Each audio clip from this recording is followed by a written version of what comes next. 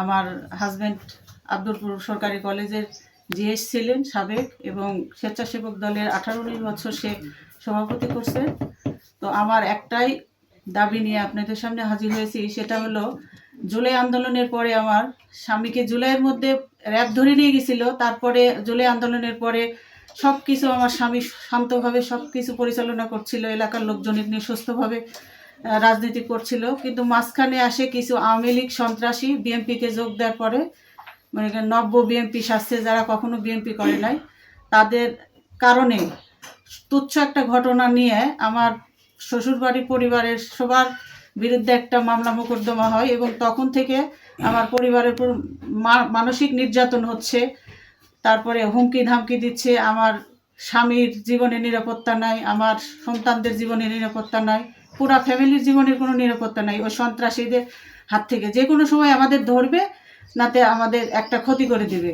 তো তারেক রহমানের কাছে একটাই অনুরোধ, যে আমার পরিবারকে বিএনপি করার পর আমরা নির্যাতিত নিপীড়িত, তারপরেও আমরা আওয়ামী লীগের সন্ত্রাসীদের হাত থেকে রেহাই পাচ্ছি না। এটা আমার প্রধানমন্ত্রীর কাছে অনুরোধ। আকুল আমি আনোয়ার হোসেন আসলাম, আব্দুলপুর সরকারি কলেজ ছাত্র সংসদের সাবেক জিএস। আমি লালপুর থানা বিএনপির সহযোগী অঙ্গ সংগঠন জাতীয়তাবাদী স্বেচ্ছাসেবক দলের সাবেক সভাপতি, লালপুর থানা কমিটির। আমি দীর্ঘ 1983 সালে ছাত্র দলের সভাপতি ইউনিয়নের ছিলাম। অদ্যাবধি রাজনীতি করি। পরিস্থিতির কারণে কী কারণে আমাকে বহিষ্কার করা হয়েছে আমি এটা জানি না। হঠাৎ রাজনৈতিক হেয় প্রতিপন্ন করার জন্যে আমার পরিবার সহ আমাকে সহ আমার পরিবারকে হেয় প্রতিপন্ন করার জন্যে আমাকে আমার ভাতিজা, আমার ছোট ভাইয়ের ছেলে এসএসসি পরীক্ষা দিচ্ছে। গতকালকে সকাল 10টা 15 আনুমানিক একটা ফোন আসে। ফোন আসার পরে তাকে ডাকে, এই যাচ্ছি করে 12টার দিকে সে আমাদের মাঠের মধ্যে নিয়ে যায়।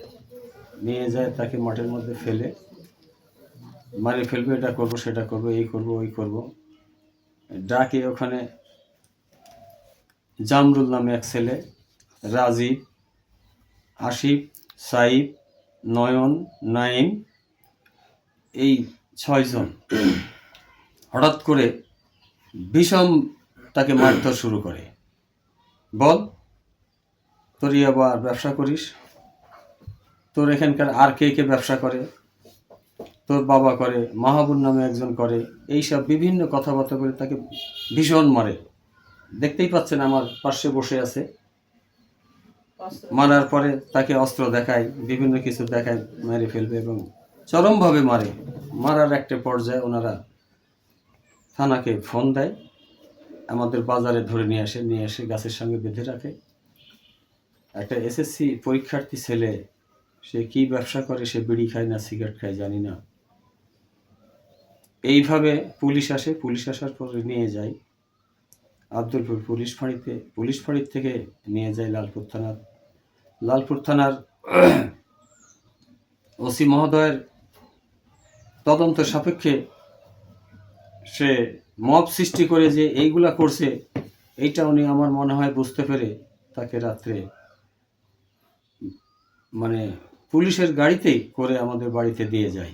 আমরা এই জন্য পুলিশের কাছে, আইন শৃঙ্খলা বাহিনীর কাছে কৃতজ্ঞ।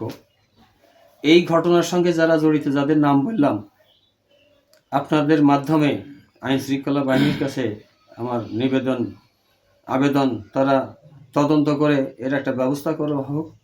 এই জাহাঙ্গীর নামে যে ছেলেটা, মানে জামরুল, সে মোটরসাইকেল চুরির কেসের আসামি, বিভিন্ন প্রতিষ্ঠানের টাকা আত্মসাৎকারী।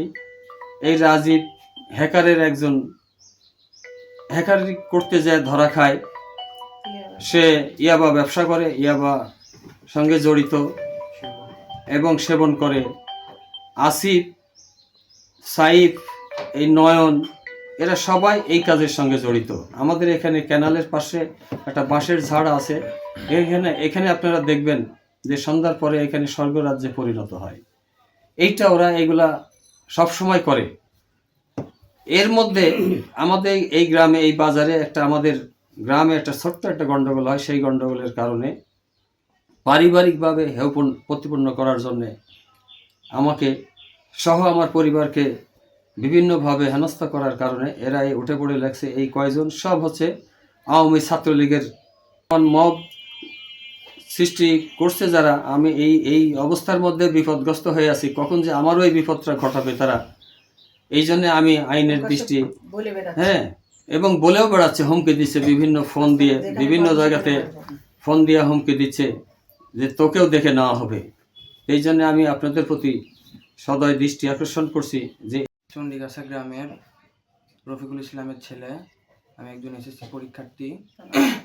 আমাকে আনুমানিক সকাল 10:15-তে একজন কল দেয়, আমার সে পরিচিত একজন, তো স্বামী নামের একজন কল দেয়, দিয়ে আমাকে ডাকে যে একটু দেখা করবে জন্য। তো আমি আমার বাবার কাছ থেকে চুল কাটার জন্য টাকা নিয়েছি, নিয়ে আমি চুল কাটার উদ্দেশ্যে বাইরে যাই। তো তারপর সে আমাকে কল দেয়, দিয়ে আমাকে প্রথমে বাঁশবাড়িয়া গোরস্থানের ওখানে ডাকে, তারপরে বলে যে হচ্ছে আমি পিছনে আছি, তুমি এই পাশে দিয়ে যাও। তো আমাদের পাশের একজন আমার ভাই, চাচাতো ভাই গ্রামের, তো সে বাইরে ছিল। তো আমি তাকে ডেকে নিয়ে আমি আমাদের জোলা পার হয়ে ওই পাশে যাই। যাওয়ার পরে সে বলে যে আমরা এখানে না ওখানে আছি, একটু পরপর কল দিয়ে বলছে এখানে না ওখানে আছি। তো এইভাবে আমাকে ডাকতে ডাকতে কুসুরের ভুঁয়ের ওখানে ডাকে। ডাকার পরে আমাকে বলে যে ফোন দিয়ে বলে যে হচ্ছে ভিতরে আসি। তো আমি কুসুরের ভুঁয়ের ভিতরে যাইতেই আমাকে হচ্ছে এই 6 জন, জামরুল, রাজীব এবং হচ্ছে নাইম, নয়ন, আসিফ, সাইফ, এই 6 জন হচ্ছে আমাকে হঠাৎ করে ঘিরে ধরে আমাকে অস্ত্র দেখায়, মানে বন্দুক দেখায়, স্টিক দেখায়, দেখে আমাকে হচ্ছে মারধর করে। বলে মানে কুসুরের ভুঁয়ের মধ্যে ডাকার পরে তারা ভিডিও করছিল এবং আমাকে প্রচণ্ড মারধর করার পরে তাদের কাছেই ইয়াবা ছিল, তারাই মাটিতে ফেলানোর পরে তারা আমাকে বলছে যে এটা তোর, তুই হচ্ছে এটা মাহবুবের কাছ থেকে নিয়ে আসছিস। তো তারপরে আমাকে ওখান থেকে মারতে মারতে একটা বাগানে নিয়ে আসে। বাগানে নিয়ে আসার পরে আমাকে বলে যে তুই বলবি যে আমরা যেগুলো তোকে বলতে বলবো সেগুলো যদি তুই না বলিস তাহলে তুই আজকে বাড়িতে যেতে পারবি না, তোকে মেরে ফেলা দেওয়া হবে। তুই যদি এগুলো বলিস তাহলে আমরা হচ্ছে তোর অনেক পাশে থাকবো এবং যারা এগুলো করছে তাদেরকে আমরা আইনের ব্যবস্থা নেব। তো তারা আমাদেরকে বন্দুক দেখায় এবং হচ্ছে স্টিক দিয়ে মারধর করে, প্রচণ্ড মারধর করার পরে আমাকে বলে যে এগুলো বলবি। তো আমি ভিডিওতে যেগুলো বলছি যে আমি মাহাবুরের কাছ থেকে বিদ্যুতের মাধ্যমে আনছি, এগুলো প্রচুর মানে সবগুলোই হচ্ছে ওদের বলা, মানে ওরা আমাকে এগুলো শিখাই দিছে যে এগুলো বলবি। তো আমি এগুলো বলছি ভিডিওর মাধ্যমে, সবগুলো ওদের মানে ওদের শিখা দেওয়া কথা আমি বলছি ভিডিও। দুপুরে কাজের থেকে আমি বাজারে গেছি আমার ব্যক্তিগত কাজের উদ্দেশ্যে। যাওয়ার পরে আমাকে ওরা সবাই বাঁধিয়ে রাখি, মারধর করার পর আমাকে আবার ট্যাট দিয়া আমাকে ধরে পুলিশের হাতে হ্যান্ড ওভার করার লাগি বাঁধিয়ে রাখি দিছে।